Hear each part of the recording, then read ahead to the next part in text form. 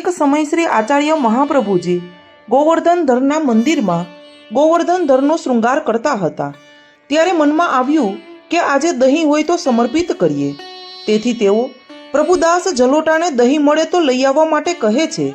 ત્યારે પ્રભુદાસ જાય છે અને એક ભરવાડનને પૂછે છે કે તારી પાસે દહીં છે?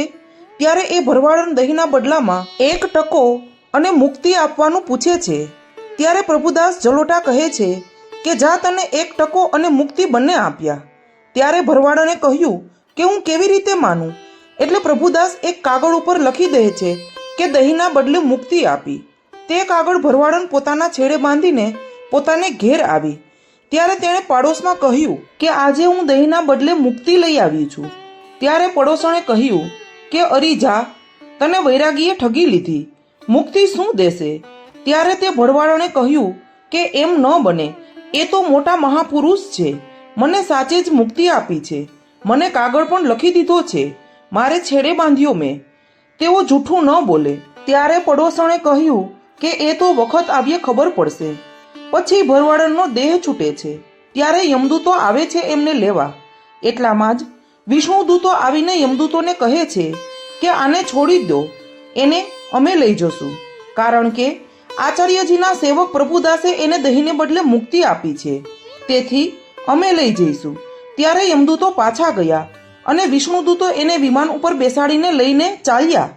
ત્યારે તે ભરવાડને કહ્યું કે મારી પડોશણને આ વાતનો વિશ્વાસ નથી, તેથી તેને કહી આવો। ત્યારે વિષ્ણુદૂત પડોશણને કહે છે કે શ્રી આચાર્યજીના સેવકે દહીંને બદલે આને મુક્તિ આપી છે, તેથી આ ભરવાડને અમે લઈ જઈએ છીએ। ત્યારે પડોશણ પોતાના ઘરથી દોડીને આવીને જુએ છે તો ભરવાડન મરી પડી છે। ત્યારે તે પડોશણે વ્રજવાસીઓને કહ્યું કે છેડે એક ચિઠ્ઠી બાંધી છે, તે જુઓ। ત્યારે તે ભરવાડના છેડે જુએ તો કાગળમાં દહીંને બદલે મુક્તિ લખી છે। ત્યારે તેને વિશ્વાસ આવ્યો। પછી તે પણ ચાલી શ્રી મહાપ્રભુજી પાસે અને એમની સેવક થઈ। શ્રી મહાપ્રભુજીએ દહીં ભોગ ધર્યું।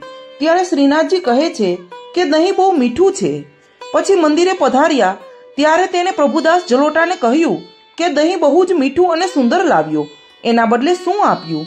ત્યારે પ્રભુદાસ કહે છે કે મહારાજ, બહુ મોંઘું આવ્યું છે, દહીંના બદલે મુક્તિ આપી છે। ત્યારે આચાર્યજી કહે છે કે ભક્તિ કેમ ન આપી? ત્યારે પ્રભુદાસ કહે છે કે એને મુક્તિ માંગી એટલે મેં મુક્તિ આપી। આ દિવસે દાન એકાદશી હતી, તેથી શ્રી ઠાકોરજીને દહીં અવશ્ય ધરાવવું જોઈએ, એટલે આચાર્યજીએ દહીં જોઈશે એવું કહ્યું હતું અને શ્રી આચાર્યજીના સેવકનું મહાત્મ્ય દેખાડ્યું કે ભક્તિ અને મુક્તિ દેવાનું તેમનામાં સામર્થ્ય છે।